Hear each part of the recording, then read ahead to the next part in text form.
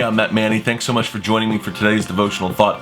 We're coming down the home stretch. We've got today and tomorrow for these devotional snippets and brief short videos.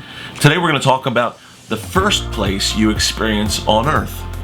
Your first 240 days on earth are spent in a climate-controlled, self-sustaining, nutrient-rich, life-giving environment, none other than your mother's womb.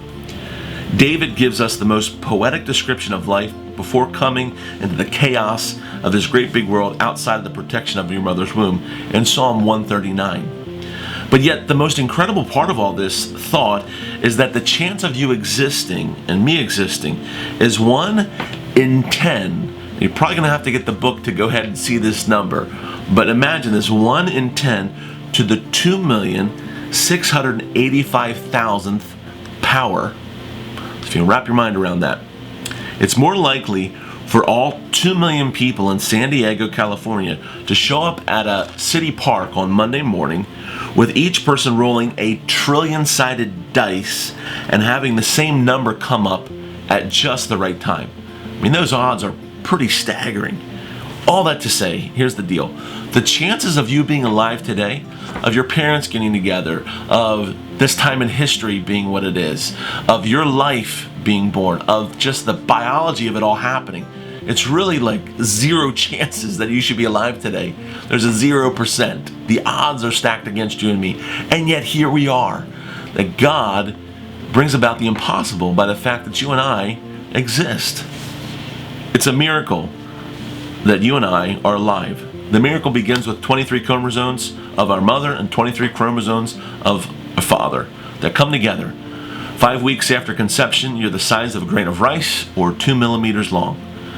A brain with 2 lobes and a spinal cord form, and by week 6, your little eyes and ears and heart are forming. Little buds on your tiny body will eventually form into arms and legs. By week 8, you'll really begin to take shape with bones forming, with toes and fingers and elbows and knees visible. You also develop your sense of touch around your lips and your cheeks. Dr. Heidelise Alls, an associate professor of psychology at the Harvard Medical School and Children's Hospital in Boston, says this: at about week 11, a fetus begins to explore their warm, dark nest with their mouth, hands, and feet. Walking up and down the amniotic sac wall on the inside, they are not passively quiet in the room at all. Before you were ever in your mother's arms, you were stirring up trouble in your mother's womb. There are just a few of all the amazing details of our first few months on earth. If God put such time and care into forming your life and put such time and care into forming my life, how much more does God care about the circumstances that are forming around us right now and that are forming within us right now, the fears, anxieties, and worries. Each circumstance, as difficult and chaotic as it may be, is just another cue for us to trust the one who formed us. We've said this before and we'll say it again. If we can worry, we can also worship.